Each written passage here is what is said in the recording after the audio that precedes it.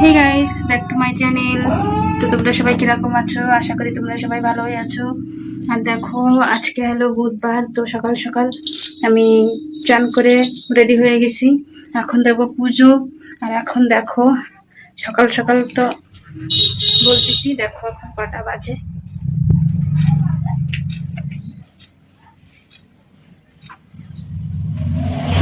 এখন বাজে 9টা। আর এখন আমি দেবো পুজো। তো দেখো, আজকে সারাদিনে ব্লগ আমি কি করি কি না করি সবই তোমাকে দেখাবো। তো দেখো, দেখতে থাকো।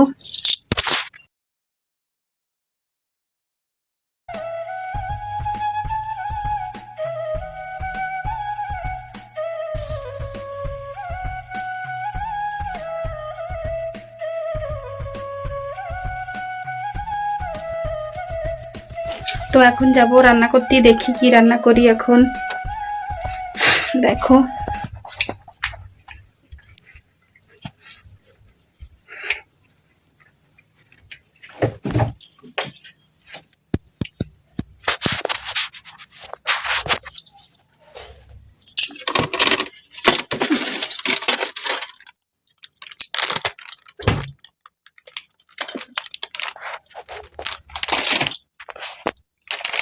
এখন রান্না করবো আমি এই মাশরুম। কিন্তু শ্রাবণ মাস পড়ে গেছে, তো আমরা শ্রাবণ মাসে পালতেছি, তার জন্য মানে মাশরুম সারা মাস খালি মাশরুম পনির এই খাওয়া লাগবে। এখন দেখো আমি মাশরুম কি করে নিরামিষ রান্ধি, তাই তোমাকে দেখাবো।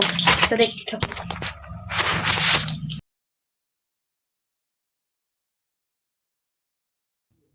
তো দেখো, এখানে আমি মাশরুম প্যাকেটটা কেটে নিলাম।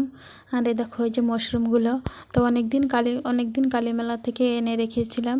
তো রান্নাই হয় না, তো আজকে রান্না করতেছি, তো ভাবলাম তোমাদের সাথে একটু শেয়ার করে দিই। তো দেখো, এইভাবে যদি নিরামিষ মাশরুম রান্না করো তো অনেকটাই ভালো লাগে।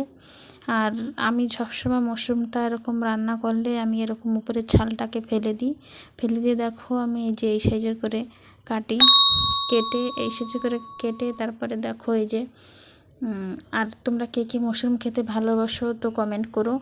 আমার কাছে কিন্তু অত মাশরুম ভালো লাগে না, পনিরটা খুব ভালো লাগে, মাশরুম ভালো লাগে না। আর যেগুলো উলির গাড্ডাতে পাওয়া যায় সেগুলো তো আরোই ভালো লাগে। তো এই মাশরুমগুলো আমার কাছে পছন্দ হয় না। তো দেখো আমি আজকে কিরম করে নিরামিষ মাশরুমটা রান্না করি তাই দেখাবো তোমাকে। তো গাইস, আমার চ্যানেলটাকে একটু ফলো করে দিও, সাবস্ক্রাইব করে দিও তোমরা। আর কে কে ভিডিও দেখছো একটু কমেন্ট করো আর আমার সাথে থাকো। তো দেখো, এই যে মাশরুমটা অনেক দিন ঘরে ছিল বলে তাই এরকম হয়ে গেছে, তো কোনো ব্যাপার না।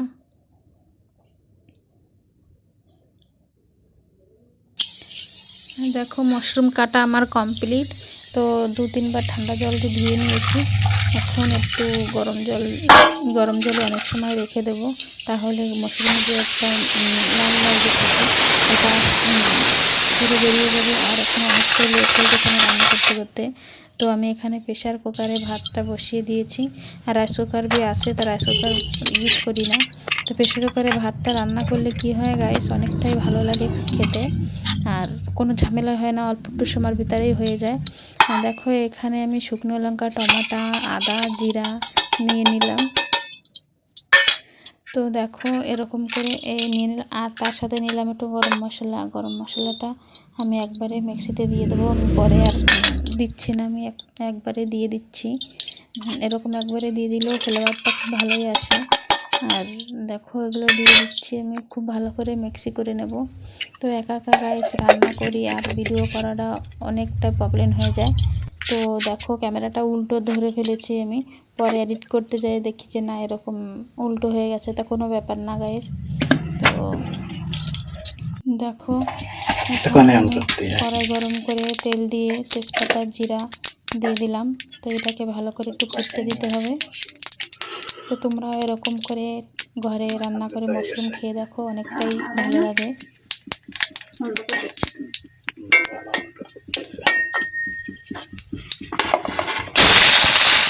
তো দেখো, তেলটা আমার গরম হয়ে তেজপাতা সবকিছু ভালো করে ফুটে গেছে, তাই এখানে আমি দিয়ে দেবো আলু। আর এই আলুটা অনেক সময় কিন্তু একটু ভাজতে হবে, একটু লাল লাল করে ভাজতে হবে।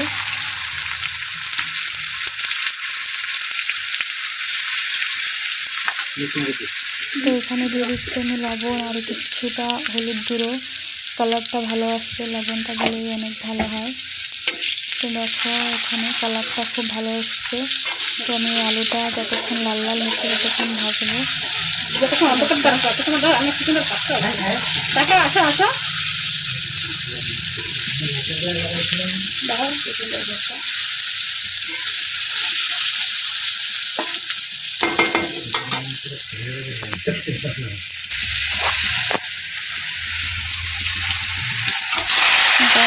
ভিডিওটা একটু লাইক করে দিও আর একটু শেয়ার করে দিও। তো দেখো আলুটা এখানে একটু লাল লাল করে ভেজে নিয়ে আমি এখানে দিয়ে দিচ্ছি মাশরুমটা আমি আগে দিয়ে দিচ্ছি, কেন গাইস যেহেতু 2-3 বার মাশরুমটা ধোয়া পড়ে তো মাশরুমের ভিতরে অনেকটাই জল ঢুকে যায়, তাই জন্য মাশরুমটা আগে এরকম ভেজে নিলে তো অনেকটাই ভালো লাগে, আর না হলেও জলসে একটা ভালো লাগে না।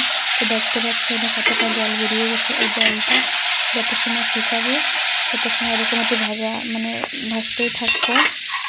তো দেখো অনেকটাই জল কমে গেছে এখানে। তো আমি এই জল কমে যাওয়ার পরে আমি এই মশলা যে পেস্টটা আমি করে রেখেছিলাম সেই পেস্টটা এখানে আমি দিয়ে দিচ্ছি। তো এই পেস্টটা দিয়ে তারপর অনেক সময় একটু আস্তে আস্তে ঢেকে কষাতে হবে গাইস, যতক্ষণ না তেল ছেড়ে যাচ্ছে। তো আগে আমি লঙ্কাটা পেস্ট করে নিয়েছিলাম, তো এখন দিয়ে দিচ্ছি আমি একটু লবণ আর হলুদ গুঁড়ো, এটাকে দিয়েই ভালো মতো কষাবো।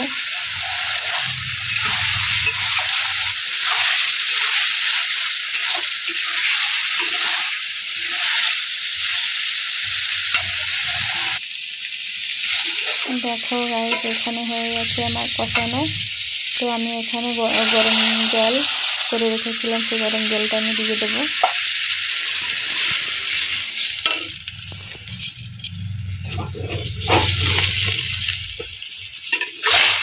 দেখো গরম জলটা পরিমাণ মতন দিয়ে দিয়েছি, আমি কিন্তু বেশি জল দিইনি, পরিমাণ মতন দিয়ে দিয়েছি। এখন এটাকে ঢাকা দিয়ে রেখে দেবো, একটু আলুগুলো সিদ্ধ হওয়ার জন্য ঢাকা দিয়ে রেখে দেবো। তো দেখো আমার অনেকটাই কমপ্লিট হয়ে গেছে রান্না। তো এই যে অনেকটাই হয়ে আসছে প্রায়।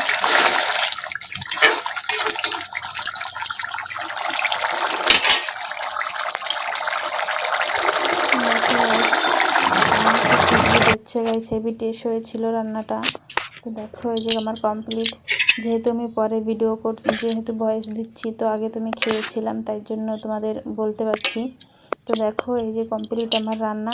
আর তারপরে রান্নার পরে খাওয়া দাওয়া আর ভিডিও করতে পারিনি, তো অনেকটাই আরও কাম ছিল, তো আর ভিডিও করা হয়নি। তো দেখো বিকেল 4টে বেজে গেছে, এখন এসছে আমার রাজকন্যা, এসে গেছে টিউশনিতে। তো গেছিলো টিউশনে, আরও বাড়িতে থাকে, তো 2-3 দিন পরে এসেছিলো। আর ওকে থুয়ে যেহেতু আমরা গেছিলাম গুপ্তেশ্বরে সোমবারের দিন, তো ওকে নেইনি, তাই জন্য এসেই বলছে মা আমার জন্য কী এনেছো বলছে। দেখো আর সারা ঘর ওর রুমটা ও খোঁজ করছে কী এনেছি ওর জন্য। তো দেখো এই রুম থেকে ও রুম যাচ্ছে কী এনেছি বলছে। তো দেখো ওর জন্য কী এনেছি তাই ও দেখতে যাচ্ছে। তো দেখো কুরকুরির প্যাকেটটা খাটের পরে আমি রেখে দিয়েছিলাম, দেখে অনেকটাই খুশি। আর ওর গিফট এই যে, তো দেখো ওর গিফট পেয়ে তো অনেকটাই খুশি, যার জন্য ব্যাগ এনেছি। তো দেখো কী সব বের করছো, তো আমি বললাম কি এনেছি তোমার জন্য একটু ভিডিওতে তো একটু দেখিয়ে দাও। আর ওর বাবা বলতেছে পাশের থেকে যে তুমি খুশি ও দেখো মাথা নাকাচ্ছে, হ্যাঁ খুব খুশি। তো দেখো ওর জন্যটা যেমনি বক্স আনলাম।